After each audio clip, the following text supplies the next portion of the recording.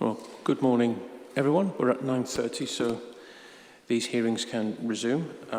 Just briefly introduce myself. My name is Paul Griffiths. Familiar faces. I've met most of you, if not all of you, before. My colleague Simon Barclay. We're the inspectors appointed by the Secretary of State to independently examine the City of York Local Plan 2017 to 2033. Now, we're on Greenbelt Inner Boundaries today. Sections 5 to 7 as advertised. There's not much I want to say about them specifically right now. What we did yesterday with 1 to 4 was go through each section one by one, and then I would ask, does anyone have anything to say about section 1? And then we dealt with any representations about that. So we're going to do something similar today, starting with 5. I hope that's reasonable.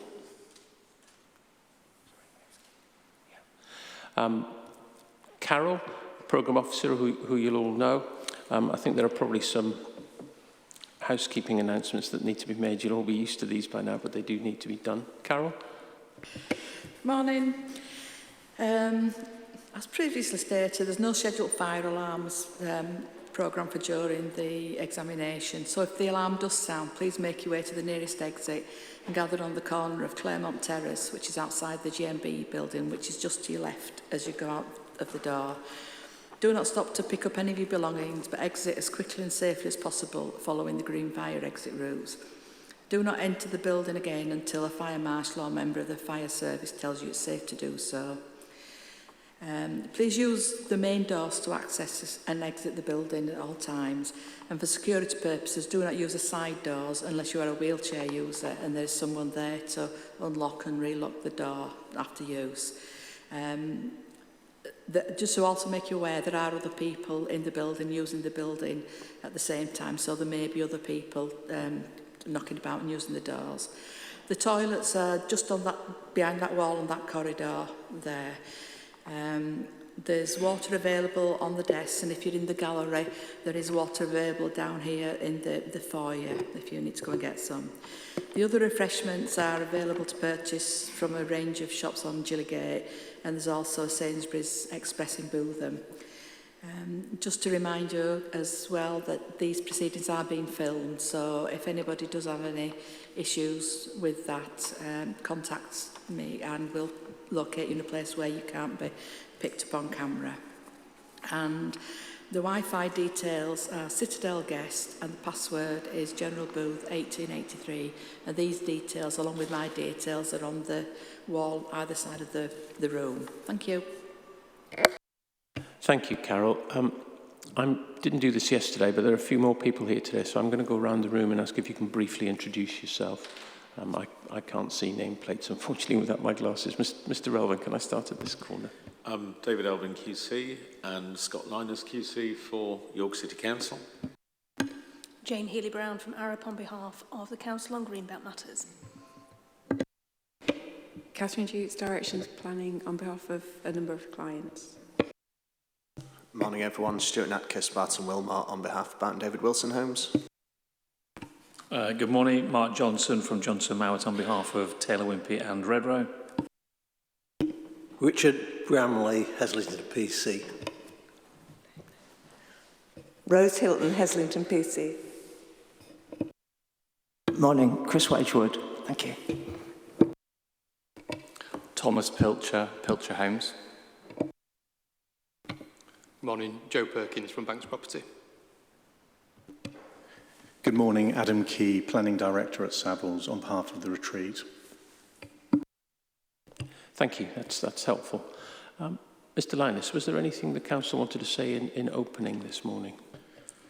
Sir, thank you. No, not really. We gave a general introduction to the inner boundaries yesterday, but just want to reiterate that, as I mentioned yesterday morning, we are debating effectively here, as we understand it, the lines on the plan, having gone through methodological matters at an earlier phase. We also bear in mind that today's session, looking at the east side of York, takes in potentially other allocations which have been considered in phase 3, And as we understand it, those matters have been debated as a part of phase 3 before, so we need to go over old ground where issues that are relevant to the boundary relationships between the allocations and the rest of the inner boundary have been covered already. But other than that, we've said all we needed to say yesterday morning, sir. Thank you. Thank you. In which case, I'm going to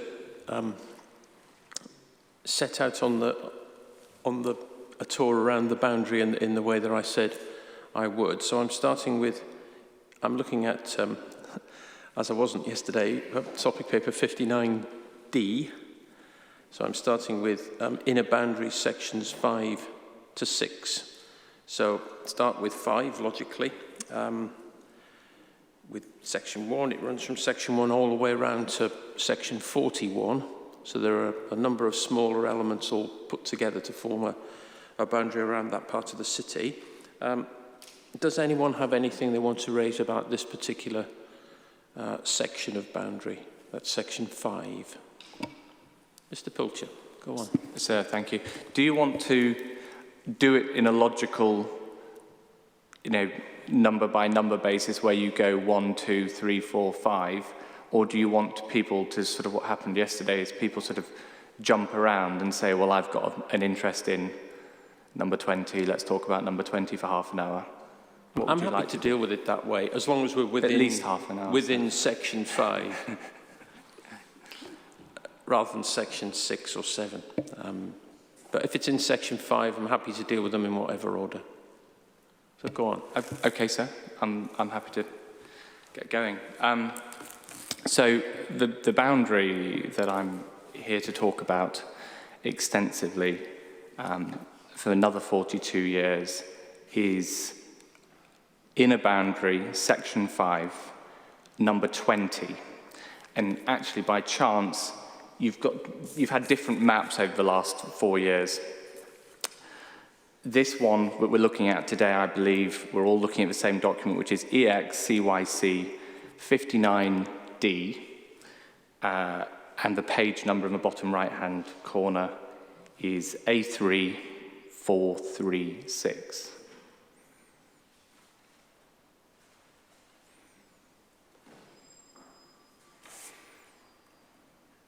Perhaps by chance, in an earlier annex, which I think might have been 38 or something like that, it actually had the same number. So I don't think we're going to get confused.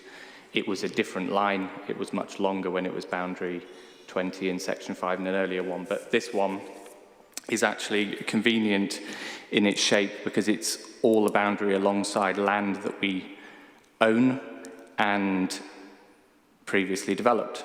So to the south of the boundary is a site, phases 1 and 2, Richmond Park, which we built between 1977 and 1981.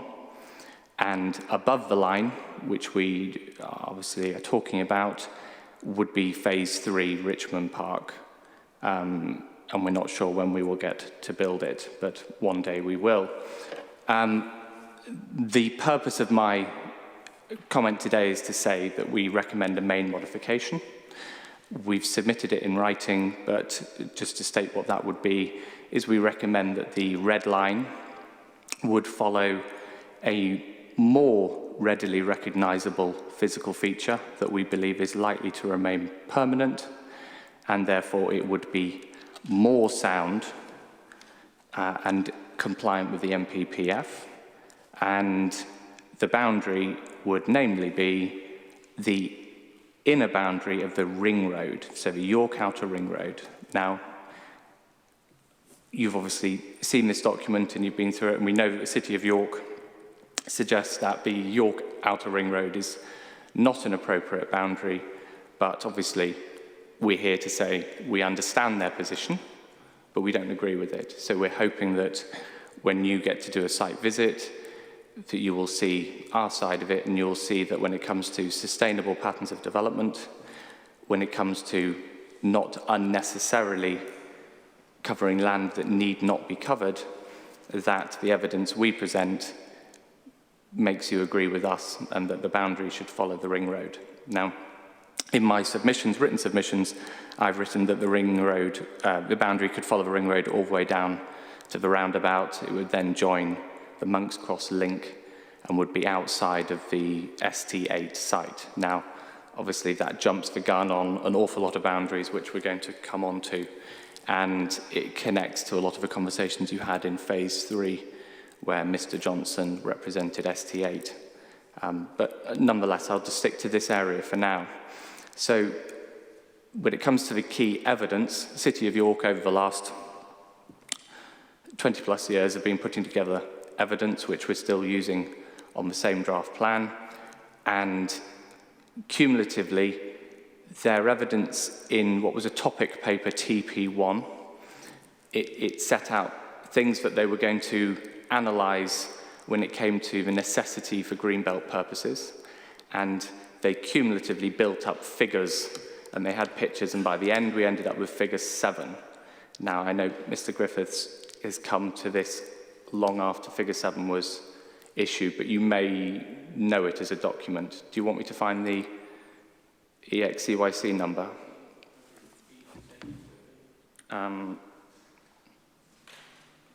Mark, Stuart, do you know what it is off the top of your head? Is it 39? God, I've printed about 10 copies. Mr. Linus, you said it yesterday, didn't you? Can you remember what number it is? Or you just figure F7? All right, fine. I can tell you're not going to help me today. And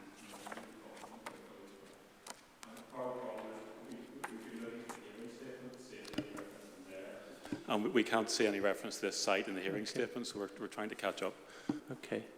The TP1 addendum, yeah, if that's what you're referring to. Yeah, TP1 addendum, we end up with figure F7. It's CYC 18. Yeah, thank you, sir. CYC 18. Right, okay. Okay. Yeah, yes it is, because cumulatively additional stuff gets added in order to help them get it to a position that they can justify. So my point is, when it comes to figure F7, is having done their analysis, they showed that this land, and much of the land in this area that we're going to look at this morning, does not serve the purposes of Greenbelt, and that it would therefore remain white land. It actually extends on that drawing to beyond the ring road, but we can see that logically you're looking for a clearly recognisable boundary. So we're saying that the clearly recognisable boundary in this corner is going to be the ring road.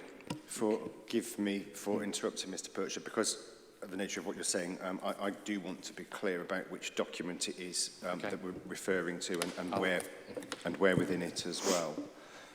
Yeah, sure, sir. I will. What I've got open in front of me in CYC 18 figure 7 is a large-scale diagram that talks about strategic areas to keep permanently open. Is that what you're referring to? Yes, sir.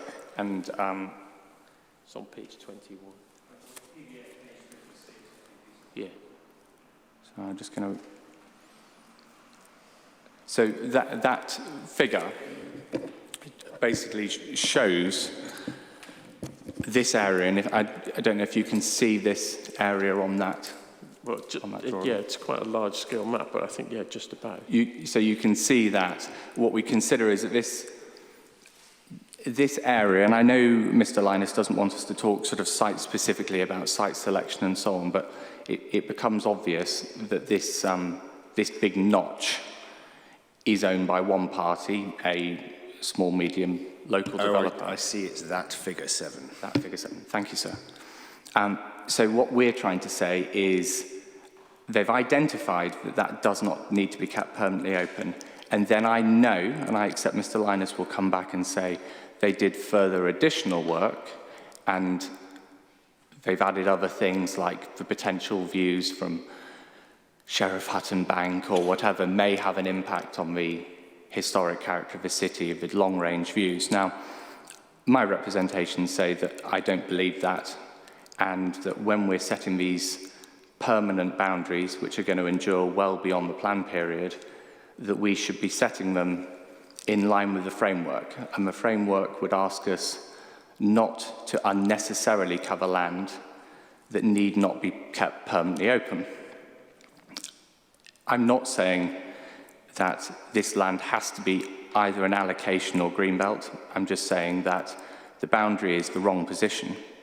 And if the boundary were in the right position, the City of York would have the flexibility in the future if, for example, they had got their OAN wrong, or if they'd made any other methodological errors and they needed to increase their numbers, if they didn't manage to turn 199 windfall sites, units on windfall sites a year on, just like that in 2025-6, all the way through to the end of the period, they're going to need to find plots, they're going to need to find sites, and if they have accidentally excessively tight boundaries, and this boundary is a boundary that was sort of first drafted in the 1980s, when it was part of Southern Rydale, so it was a different local authority, inherited by the City of York after they'd put the ring road in. So they are just sort of rehashing old stuff. It's a 1987 boundary that gets looked at in 1994. Inspector Shepherd said in 94 that at this time the boundary is okay. That's now 28 years ago. He said that the site did not need to come forward. And that's obviously in my written submissions in the past. However, our point is that when we're setting these boundaries now for the first time, what was written in 1994 may not be relevant. It may well be that things have moved on, that the housing situation in York is different, and that when we're setting these boundaries to endure into the 2040s, maybe 2050s, and I know they say it's only 2037, but if we were to set boundaries that could endure, this might be a missed opportunity, is the wording I think that Mr. Johnson used in phase 3, a missed opportunity to set a boundary that is readily recognisable, likely to remain permanent, and I think that's my point. So this boundary, I'd recommend a main modification would go up to the ring road. And I think that may well apply for some other numbers that are going to come below it. Yeah, you did mention the later sections. So just precisely what did you have in mind there? My representation sees, when we go back, let's say, to our big broad brush that we're looking at today, it would suggest that if one were to follow the inner ring road, you could go down to this roundabout that is very shortly to be done with the York Outer Ring Road changes, and you could go down to Monk's Cross Link. Monk's Cross Link runs down the eastern edge of the built part of SD8. I accept that SD8 actually has some land to the east of Monk's Cross Link, but that boundary, which would obviously change significantly today, it would be boundary, start at 20, where we're talking about up at the Strensall Road roundabout.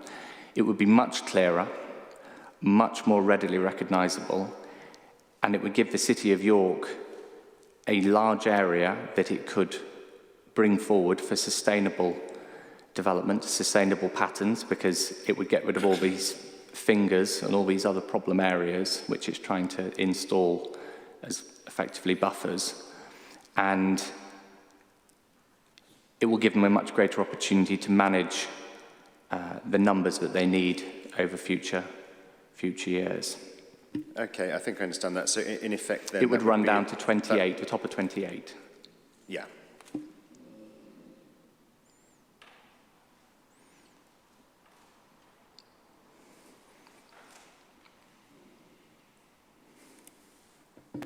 Okay, does anyone else have anything that they want to add on this particular point? Mr. Johnson, yes. Thank you, sir. What I'm going to start with is a sort of a 100% support for the comments that have just been made by Mr. Pilcher. And whilst I'm going to agree with the points made about the boundary, and it's not common for me to make a comment about somebody else's site, but I do think you have to go and look at the one that Mr. Pilcher has just referred to, because to me it has to be one of the most logical site allocations that sit within this plan as a missed opportunity, and that's not my site, that's somebody else's. I think it requires a site visit just to see it in its own state. The point made about boundary 20 and 21, going down to the roundabout and then joining up with the Monk's Cross edge of ST8, seems to me to be a perfectly logical suggestion. I'm not making the case for the allocation of the land which is immediately north of the ST8 site, although we have made several representations throughout this plan-making process for that extended allocation. That's currently not my case. My client is comfortably satisfied with ST8 as it stands, but I think that point about a reserve of land and setting a boundary to the Greenbelt for the longer term, potentially with that land as reserve land or unallocated. But I do think that the conversation today about the Greenbelt boundary is, I don't think boundary 21 makes a great deal of sense either, especially when it sits immediately north of ST8. So with respect to boundary 20 and 21, I think it's a very logical suggestion made by Mr. Pilcher.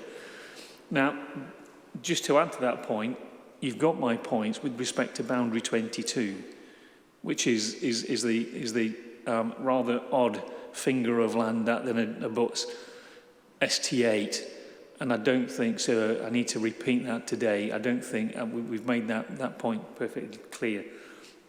So the purpose of my point today is I support the comments just made by Mr. Pilcher with respect to boundary 20 and 21. Thank you, Mr. Johnson. Mr. Pilcher, was there anything you wanted to add before I come to Mr. Yes, Lyons? please. Thank you, sir. Yeah, I just wanted to sort of also point out that you may not always take the word of a developer. I can understand that. We bought the site 42 years ago because it was such an obvious, logical extension.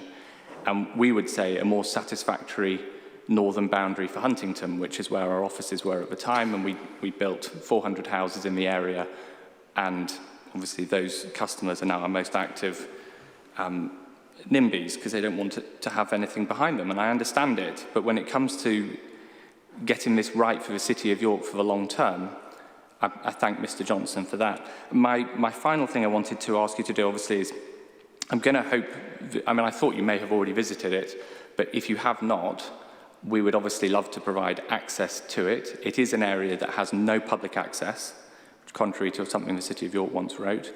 There is no public access. It is all fenced off with Harris fencing, and we would need to gain access for you, and I could make sure it was open on a day when you said you wanted to go unaccompanied. And then you could see the proposed boundary. Yeah, we certainly will be going to have a look, and given what you've just said, it sounds like we will need access. So thank you, sir. Yeah, if I can ask you to be rather proactive in liaising with... I can just go there and open the gate and leave it wide open and hope the gypsies don't take it as another one of their sites.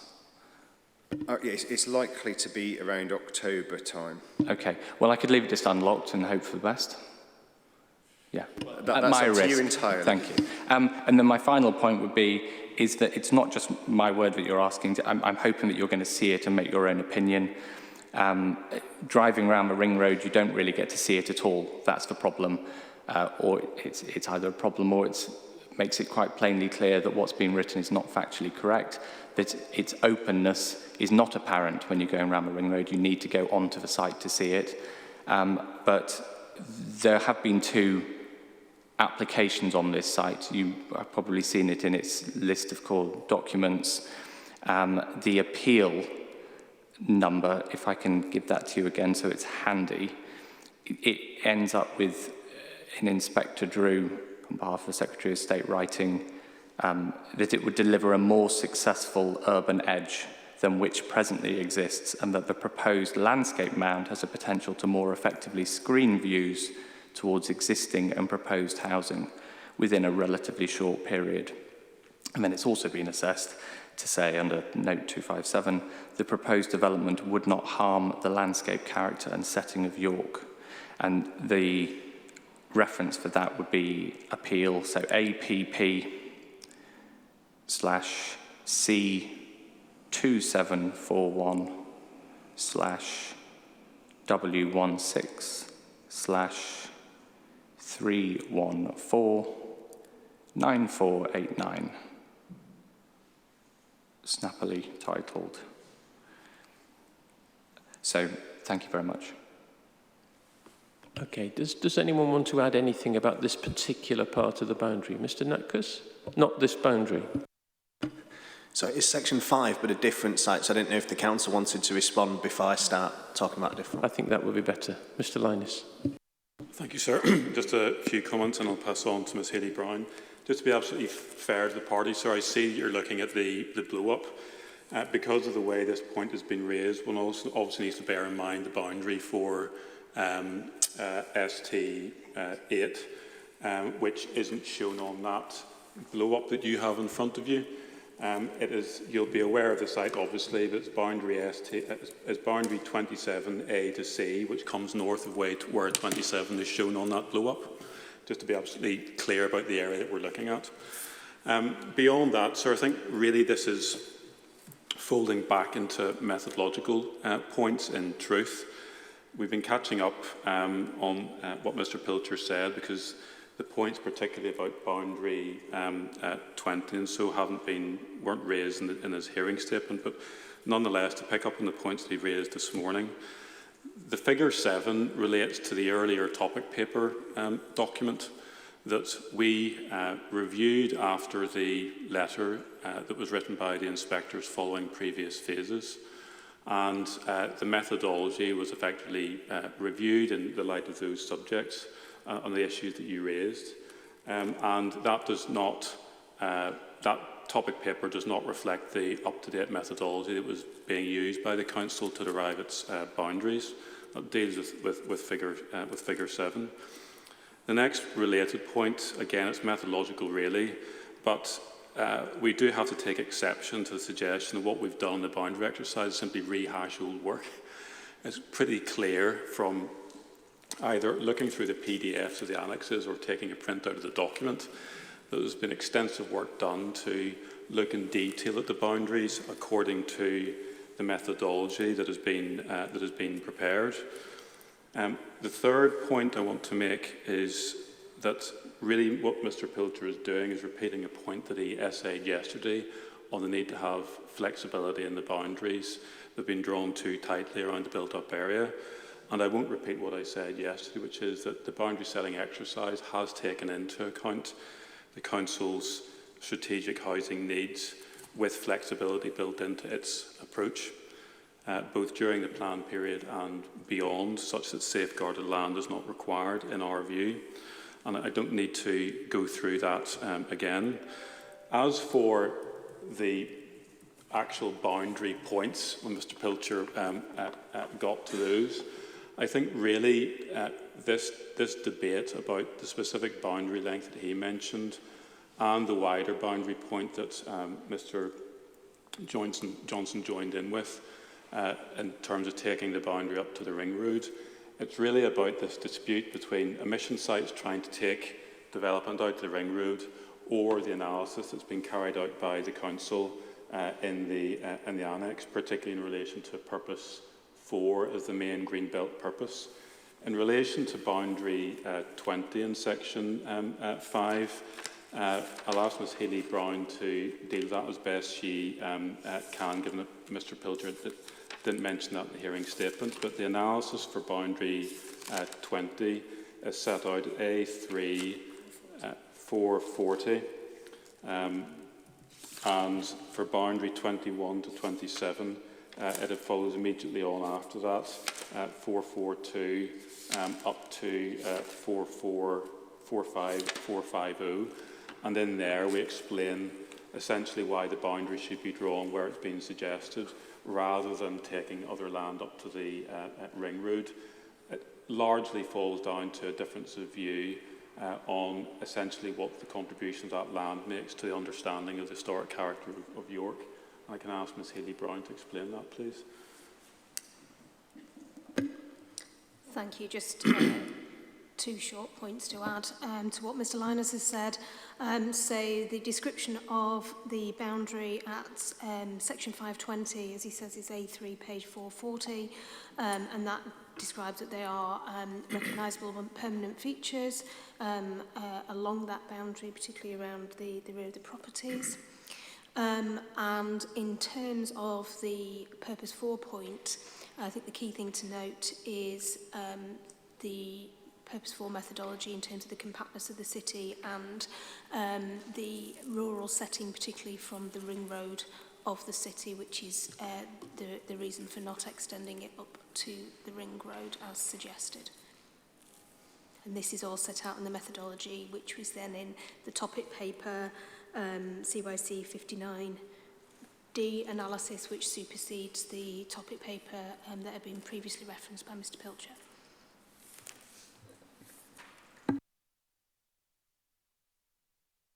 Thank you. Is there anything to add on this point? Mr Pilcher, go on. Yeah, very briefly, sir, because I know you don't want to hear bickering. I accept there's a difference of opinion. I accept that you have a method and we're not discussing the method.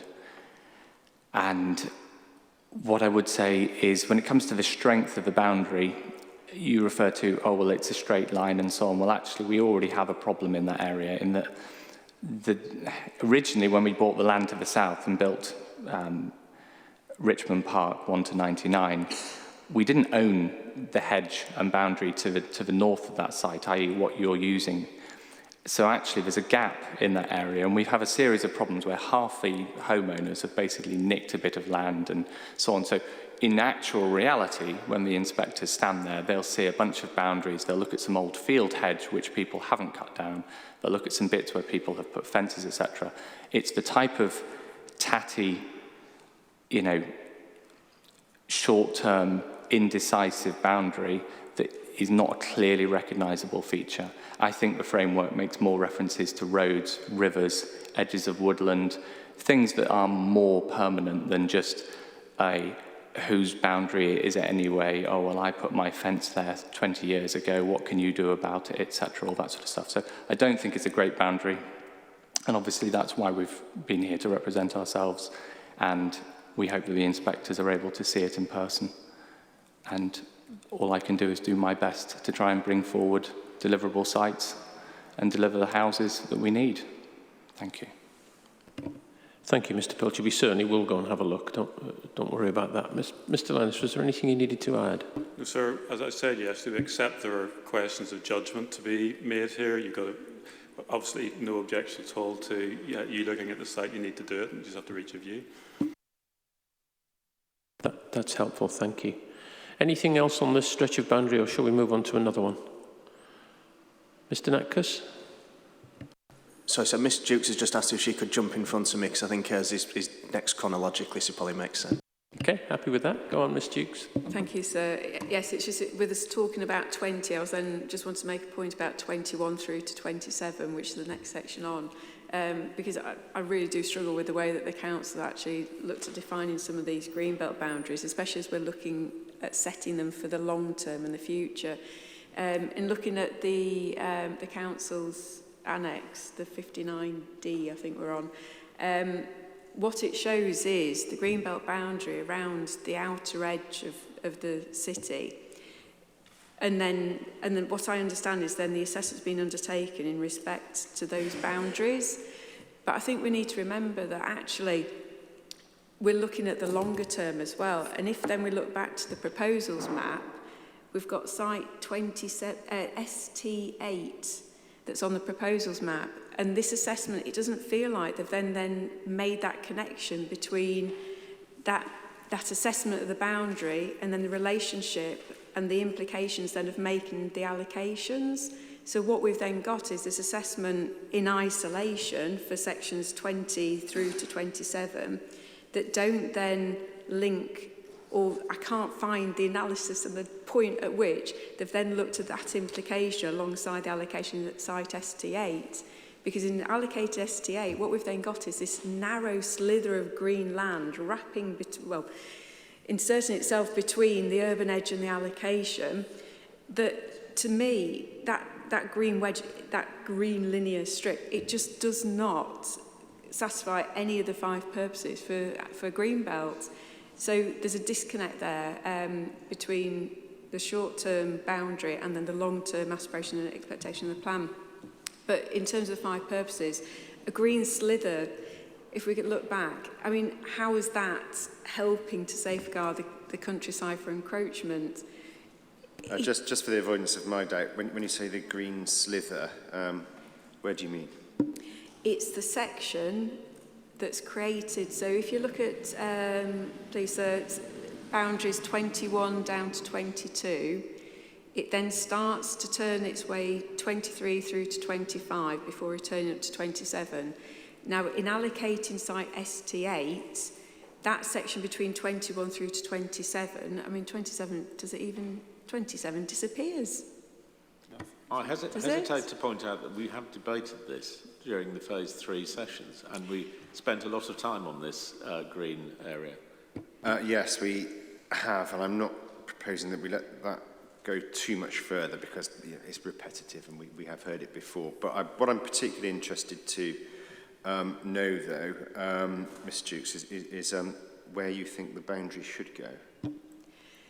I think there should have been a different policy to actually deal with these green fingers as other local authorities have prepared. I get that, and I recall you saying that previously, among others. So rest assured that point isn't lost. But where do you think the red line should go? So I think at the top edge of 22, so where 21 meets with 22, if you were to carry the line straight across east-west to join up with the northern edge of ST8, and then that excludes that finger of green that then penetrates back into the urban form.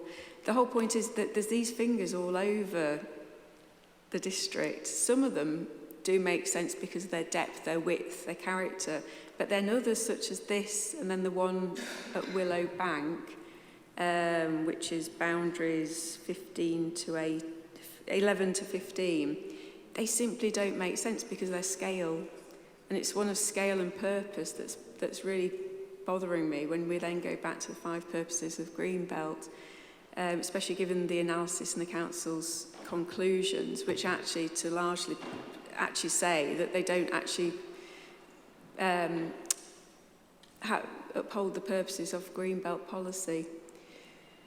Sorry, just to help, I know you're looking at that plan again, but the A3451 shows the boundary of ST8, boundary 27A, B and C, and as we understand it, what Ms Dukes is arguing for is drawing the line effectively across west of where 27B is to join up with 21. Yes. But as we said, as has been debated previously, we're not minded to say much of anything more, given that my understanding is it has been debated extensively. We have our position.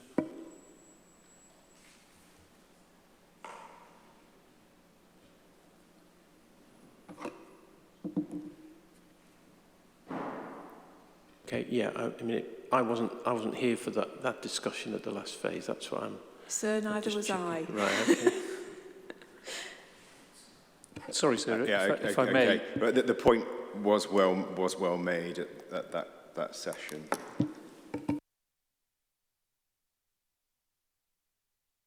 Mr. Johnson, did you want to chip in? Only very briefly, sir, on the basis that it was me that made that point in hopefully a great deal of detail, and I wasn't intending to come back to it. But I do welcome Ms Duke's comments on it. Thank you very much. I'd just like to reassure you, Ms Dukes, that I haven't confused you for Mr Johnson. It's just that over the period of time, I can't always immediately off the cuff recall precisely who said what without checking notes. So yes, it's difficult dipping in and out of these proceedings over however many years it's now been going on for. But yes, memories have different lengths. But no, I mean, there's a pattern here, and it's about consistency. And the points that I'm making are then the points that I wish to carry across in then talking about the boundaries around 11 to 15. So I don't know whether I can talk about those now, or if I should pass back to Mr. Natkus, because I did actually interject. And yeah, I think what we'd better do is just hold in the area that we are presently visiting before moving more widely on, not to hear from anyone else who wants to talk about this general kind of area, and before hearing from the council. So, are you keeping us in the same sort of place, Mr. Natkus? Go ahead. Thank you, sir. Miss Dukes was back to that thing at the supermarket. Wasn't sure when someone has one item and you let them in front of you and then they bring the trolley round the corner. So it's the last time I give way to anybody at these, I'll learn. Mr. Natkus, I think that's my prize for the best interjection at this examination. Thank you. Well, I hope I get a prize for the best one, what I'm going to say next, but let's see. So I think many of the comments, I support what have been said already, and I think one of the things that Mr. Pilcher said that I think is most important to say is we have to get this right. We've been a long time waiting to get here, and whilst I do hope the next plan is a bit quicker, we absolutely have to get this right. And actually it's unique for all of us in that we're actually setting boundaries for the first time. We're not changing boundaries that are there. So actually the tests are very different. And I've mentioned this many times that those tests are setting the boundary and looking at the land and looking at where the boundary should be. These sessions have nothing to do with housing. They have nothing to do with employment. They have nothing to do with need. The comments that Mr. Linus made about some of us looking to push emission sites, it's not the case. These aren't looking at pushing emission sites to housing sites. It's looking at setting the boundary where it should be based on the analysis. And I've said many times about my view that this is a binary approach that's been taken, and I'll reiterate an earlier comment that I made, that the council's assessment simply follows the edge of development, and it can't be feasible that this city has, by complete luck, developed over the last 40 or 50 years and absolutely developed to a point where the perfect Greenbelt boundary is. There has to be some land that isn't developed on that is there. And I didn't come yesterday just because I didn't want to come for 10 seconds, but I would just urge you to have a look at Section 4, Boundary 5, when you're looking at this, because it paints the picture perfectly on this, with the site even being referred to as the Clifton Moor Inset, and effectively showing a parcel of land between 3 industrial buildings that's inset from the Greenbelt. It has absolutely no Greenbelt purpose whatsoever. It's nothing to do with my client or me, but I just think it shows the point as to where this is. So what we're here to do today is to look at these boundaries and look at whether land should be in the Greenbelt, not whether it should be built on, whether it should effectively be left as white land, or whether it meets the 5 purposes. And we know all about those, so I'm not going to go back over it. In terms of the sites I want to talk about, it's Section 5, Boundary 30 and 31, which is land at New Lane, Huntington. And to paint the picture, the site itself, it's effectively just round from the ones that we've been talking to. I refer to 30 and 31 in unison because I think it's the area of land between those which is in question. To the west of the site is quite dense residential development that stretches fully along the western boundary and even further south. To the northern boundary is residential development backing onto it, and opposite that, employment and industrial units. And to the east of the site, it's bounded by a football stadium, a park and ride, and a very large shopping centre. The site, in very simple terms, is just a very logical infill. Without even going into Greenbelt, I'd just say, look at a plan and think, why on earth is that land being put into the Greenbelt? It has absolutely no purposes whatsoever. The southern boundary is actually bounded by a cemetery as well, along half its length, and a cemetery that will extend further along. And if you keep going further south than that, there's actually quite a significant road, which would probably form quite a logical boundary, and I'm certain that other people will comment on that in due course. But this piece of land in question just doesn't fulfil any of those purposes. Now, I said this wasn't about bringing back emission sites, and it's not. But just to highlight this piece of land, it was previously an allocation, reference ST11. And actually from 2005 until 2014, all of the council's evidence suggested that this site should not be in the Greenbelt. The only reason it then became in the Greenbelt is because the council's housing requirements changed, and on that basis they decided this site was no longer needed. Now, I don't have an issue with that. The site might not have been needed, but that doesn't mean that it then becomes Greenbelt, because the test isn't housing or Greenbelt. It's does that land meet the purposes of Greenbelt? And there's nothing that I can see that explains it. So at the time in 2014, 17, before TP1 came about, the reason given for the site being put in the Greenbelt was in the draft heritage impact assessment, and this is in 1.10 of our matter statements. And just to quickly canter through the reasons why the council put the site in the Greenbelt, bearing in mind the 5 purposes: issue 1, the character and setting of Huntington, nothing to do with Greenbelt purposes. Issue 2, an important gap between the existing residential area of Huntington and the commercial area of Monk's Cross, separating 2 different uses in the same settlement, nothing to do with Greenbelt. The area has a lack of green space, nothing to do with Greenbelt. The site has local amenity value, not Greenbelt. Green wedge, scheduled ancient monument, a listed building, and the cemetery may need room for future expansion. None of those are Greenbelt purposes. I'm sorry, Mr. Necklace, I'm not sure where you were reading from. Sorry, this is in my matters statements, paragraph 1.10. So that just gives the council's reasons, but explains in 2017 where it got to. What I really wanted to know was, I think you said where the council sets that out. Could you just remind me? So yes, that's the heritage impact assessment from 2017. And what the heritage impact assessment does is it looks at the previous allocations and explains why they are no longer allocated. And again, I don't want to dispute any of those reasons what the council might have. The simple point I make is none of those relate to Greenbelt whatsoever.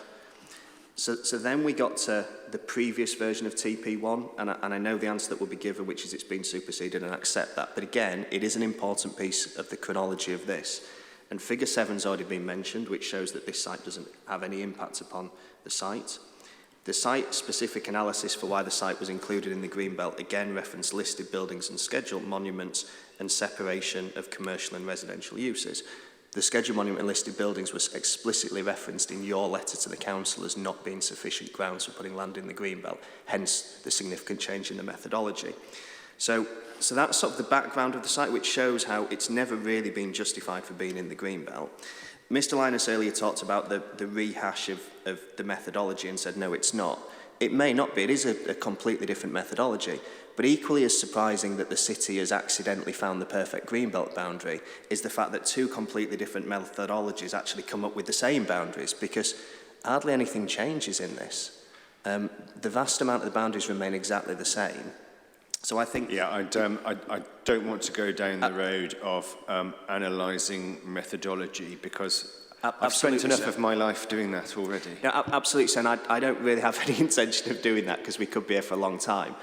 However, I think it is important that we look at the way that methodology has been assessed against this site, because I won't argue with the methodology, but if we're going to use that, we then have to look at how it's applied. So in terms of this site, boundary 30 to 31, the 3 reasons that are given for the site being in the Greenbelt are linked to sprawl, encroachment, and the protection of heritage matters. They're the 3 elements that are provided by the council. So in terms of the annex, which provides the boundary assessment, if I just go through them in order.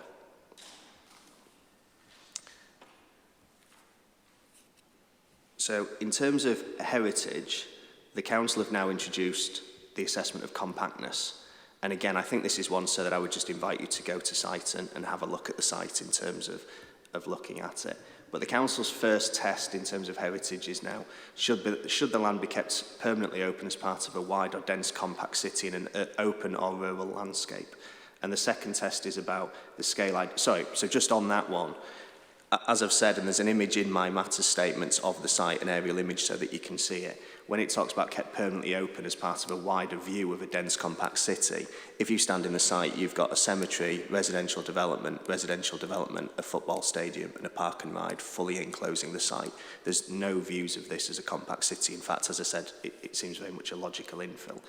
The second test on heritage is that should the land be kept permanently open to maintain the scale and identity of distribution of districts and settlements. And here again it reiterates this point of providing a clear separation between 2 distinct areas.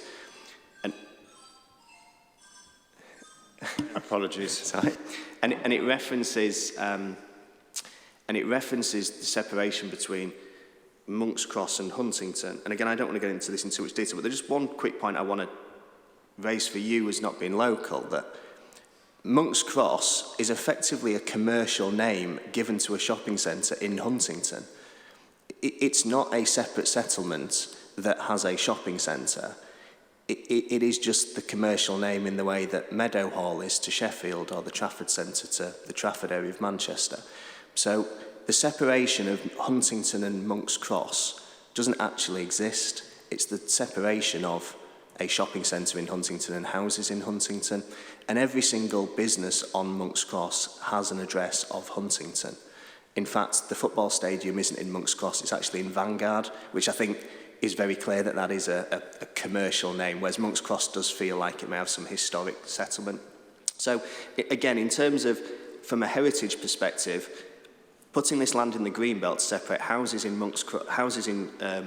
in Huntington to a shopping centre in Huntington, I just don't see how that can have any impact on heritage of this city whatsoever, linking to the Greenbelt. And the final point on heritage is the landmark monuments and the Minster. There are views of the Minster, there are glimpse views of the Minster. That can easily be mitigated. Historic England have confirmed that that can be mitigated. But again, I'd invite you to wander around the site and you'll see those glimpse views.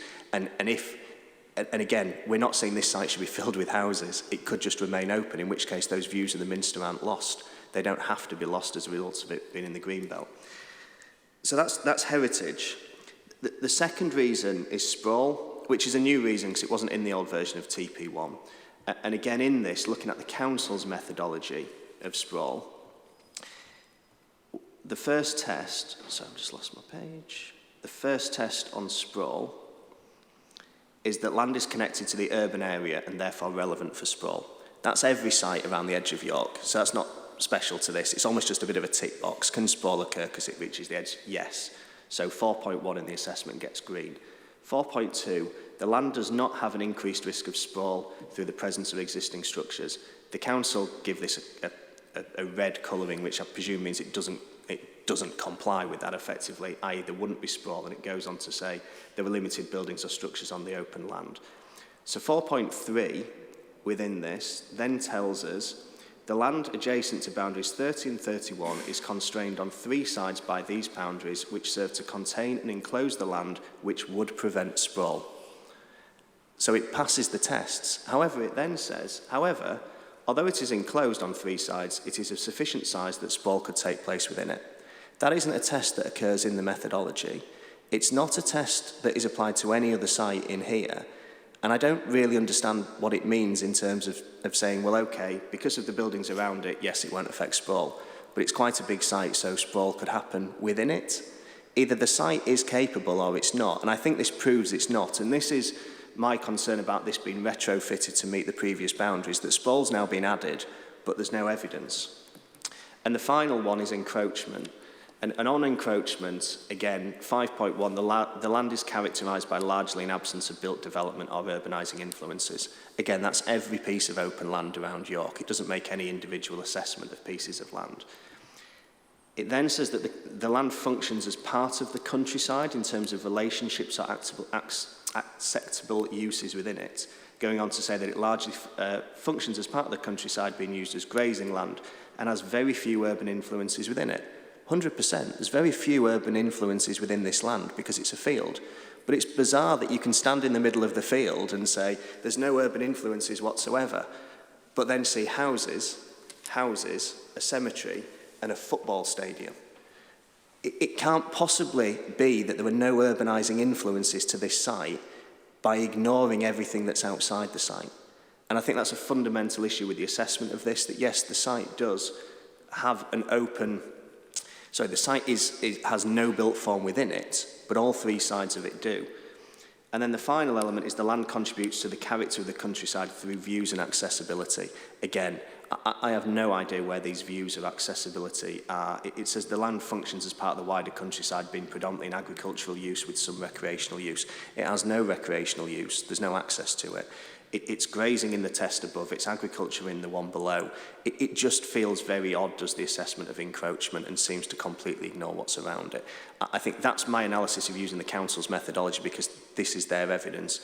But I would urge you to have a look at the site, stand in the middle of it and see if you believe that needs to be put in the Greenbelt to prevent sprawl, encroachment into the countryside and protect effectively views of the Minster. Can I just ask Mr. Nakris, if there's no access onto the site, are we going to struggle to stand in the middle of it?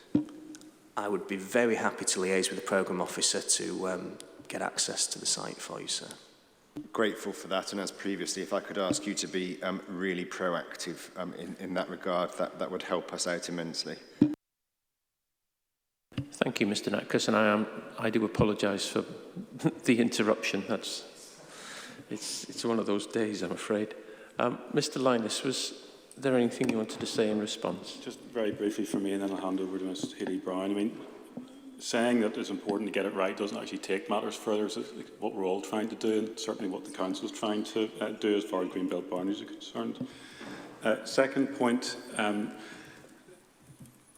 have to get slightly real here in the sense that Mr. Natkus says this isn't about pursuing an emission site, but all through his hearing statement there's reference to ST11 being previously allocated. So I think we have to be a little bit more honest about the motivation for raising these points on the Greenbelt boundary.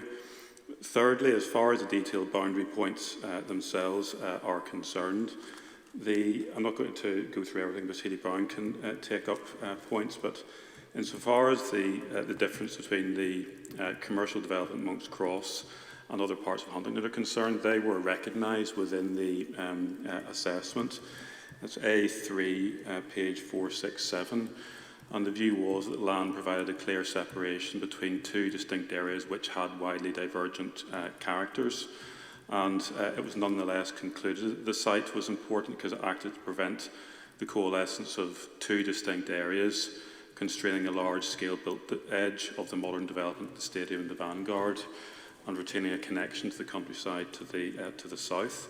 So it's quite clear that was taken into account by the Council, and nonetheless, under Purpose 4, it was thought that the land made a contribution to the achievement of that purpose, including through links views towards the Minster. As far as the encroachment point is concerned, I just want to be clear as a matter of fact before we move on that I note on page 471 of the document, which Mr. Natkus took us to, he mentioned there's no access to the site, but there's a reference there where it says, in addition, the land contributes to the character of the wider countryside to the south, connecting with it in both visual terms and connectivity through the footpath cycleway, which crosses the site and connects into the wider cycle network around Monk's Cross and the wider Huntingdon parish. Just wanted to check if is that in dispute, so we can check the position. For clarity, sir, the cycleway goes to the north of the cemetery. So whilst we've talked about the boundaries in generic terms, the evidence I was giving was in relation to land effectively north of the cemetery.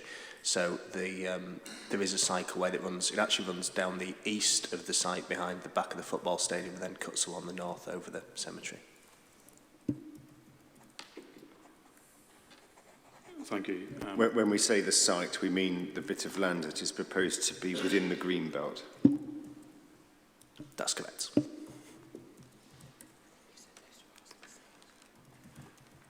Thank you, sir. I'll ask Ms. Healy-Brown to add what she wishes to, please. I think Mr. Linus has probably picked up on most of the points I was going to make. Just to confirm, obviously, the correct analysis is Annex 3, 59D, rather than the previous documents that were referred to. And within that, in terms of the appropriateness of the boundary itself, I think those are recognisable and permanent features, so that aspect is covered. And then we've picked up in discussion already the detailed analysis. And on page 467 of that document, there is the summary in relation to the three purposes to show where this area conforms against those purposes, and then in the subsequent pages it sets those out in more detail. And we can see that it performs against each of those three purposes, although not necessarily each of the criteria under each of those purposes as well. And then just for a point of clarification, it was suggested that all of the boundaries on the inner boundaries in York would fulfil purposes 1 and 3. That isn't necessarily the case. There are some instances where it is looking at a purpose 4 function. So that's just a more general point rather than the specifics on this one here.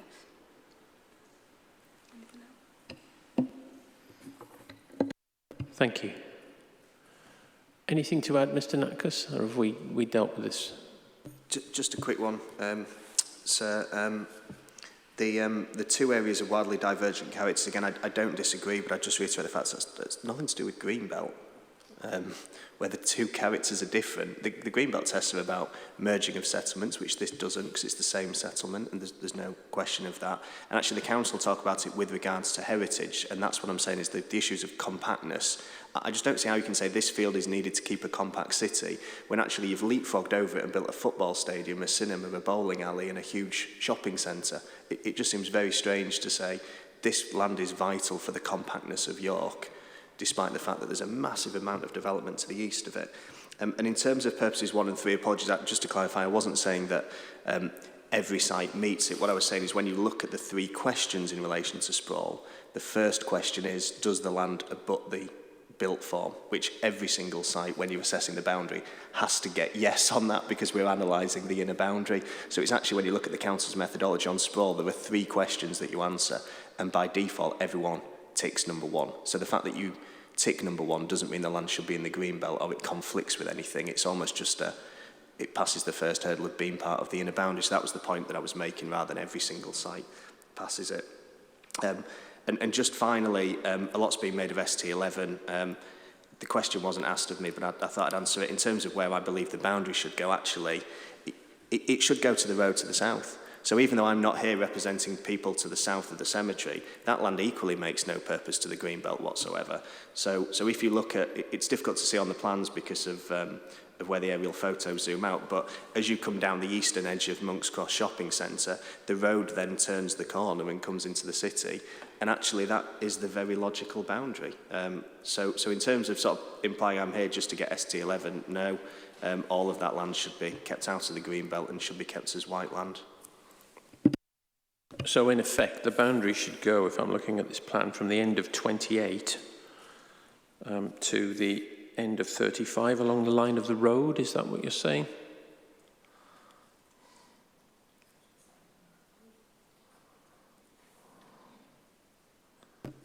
That's correct, sir. Yes, Yeah. you would come along there and along the boundary of the road. So it would take in Thornfield Farm and Yeah. And so on, and then end up next to the houses there at 35. Okay, as long as I'm understanding. Yeah. I mean, for clarity, there is a green wedge. Monk's Stray is a green wedge, but it's actually the other side of the road, and that's protected by its green wedge status anyway, so that wouldn't change anything in terms of Greenbelt status. But yes, you would effectively just link along, probably into boundary 36, I think it is. Yes, you're right, it is 36. Mr. Linus, was there... Oh. Ms. Healy-Brown, anything else? Just one point. I may be incorrect, but I think reference to separation was more in regard to definitions of purposes, the purpose 2 in the MPPF, rather than how separation has been dealt with through the methodology here under purpose 4, which may help explain the differences, but I don't want to put words in mouths. Okay, I think we've got the point on that. Yeah. Right, I'm going to suggest that we move on. Mr. Pilcher? So thank you. Just briefly, I wanted to say I support a lot of what Mr. Natkus says, and to try and help you with a recommendation for main modifications, and I know Mr. Linus will say I have not submitted this in written document, is that I can see exactly what you just said about a potential boundary could be from the corner of 28, where 28 meets 29, down to 36. Conversely, you may visit these sites and suggest a different position. I actually watched the whole of the appeal on land to the east of New Lane in February, or was it January? And I think a decision is shortly to be made. I'm not sure if that will make your life easier or harder, but we'll see. And in that, when I actually watched it as a member of the public, because I actually watched, I live nearby, is I made the comment to the inspector that obviously we have a big issue in York, the relationship between decision-taking and plan making is particularly complicated because City of York is 68 years into never having a local plan. So everything turns into appeals and oh, well, you nearly got that drafted, so we'll give it limited weight or a lot of weight, etc. But the cemetery is quite a good example of something that has a high degree of permanence. And one of the things that the framework refers to is the permanence of boundaries. And I think it's one that you might consider. You know, you could look at logically on these lines and you could say 29 could go over to 32 when we're talking about sustainable patterns of development and rounding off. But you might visit it and say, well, this footpath or this cycle path above the cemetery, that's a great place because it's going to be publicly owned, it's going to be defined for the long run, it's next to a cemetery, the cemetery is unlikely to be dug up and covered in houses or anything else. Urban sprawl is unlikely to leapfrog it. So personally, as a developer, I would say it'd be great if you thought that 28 to 36 was a good boundary, but there are other possibilities. It could be 29 over to 32, or it could use the cemetery. So that's in my developer's hat on that. Another point is a local resident. When we talk about setting these boundaries, if they get these wrong, and I know Mr. Linus will say we're getting them right and we've got our evidence, I think they've got them wrong. If they get them wrong, we're going to have more and more public appeals. And as a taxpayer who lives in the City of York, that commits me to further continuous expenditure where my local authority is effectively fighting the delivery of housing. And it would be, if these are right and you help us get them right, we should get them right in a way that means that there won't be continuous public appeals on does this generate very special circumstances style appeals all around the City of York. And I can see that Mr. Linus is obviously going to say several times today that there's a strong relationship between people speaking about emission sites and boundaries. And that's because thus far in York for the last 68 years, Greenbelt has been used as a development management tool. It's been used as a weapon to control and restrict development rather than as a concept of spatial designation. And we're hoping that if we get this right in this plan, there will be less of a relationship between, fringe sites being borderline, greenbelt sites. You would have a clearer situation, which means that they can use their development management policies to control and create the right shapes and master plan sites rather than using Greenbelt, which obviously gives them the power of very special circumstances. Am I right in understanding that that particular appeal that you're referring to is with the Secretary of State at the moment? Yes, sir. Yeah. Or a Secretary of State. Someone might look at it. I'm sure they've already written the answer. They just won't give it to us yet. Well, the Secretary of State operates under timetables, but they can sometimes slip.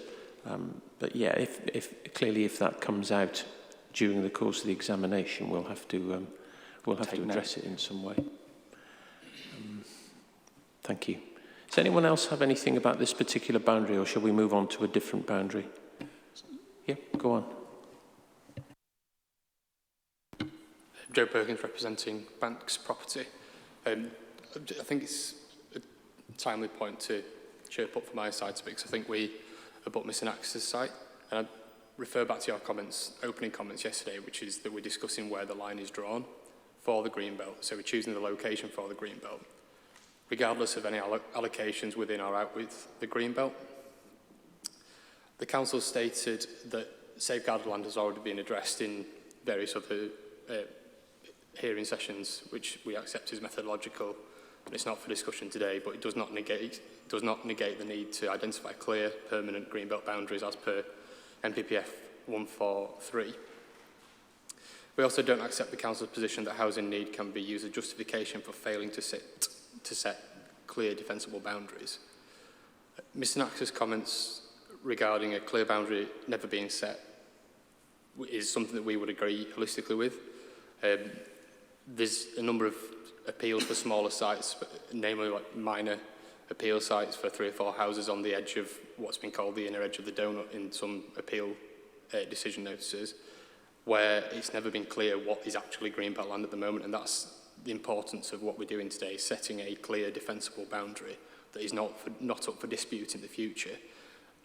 The boundaries that I'm referring to relate to sections 32 to 35, which is land to the north of Malton Road.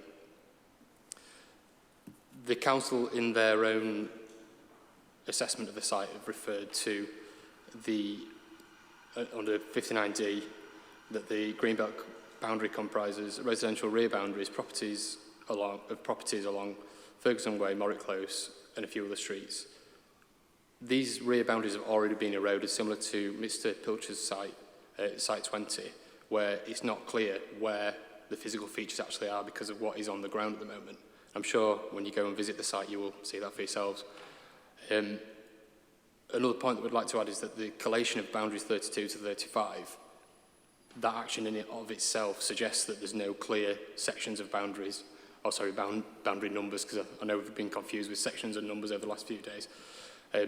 But boundary numbers 32 to 35 within section 5 have been collated together, which suggests that it's one area of Greenbelt where it's indecisive where the land actually ends, where the development ends, where the Greenbelt starts, and there's no clear edge there. It's a very blurry edge because of the use of the residential gardens.